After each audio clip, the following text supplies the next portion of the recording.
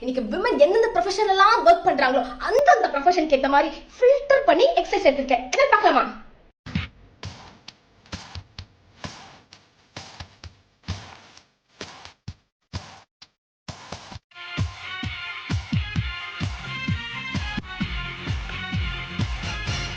Avvai Shanmughi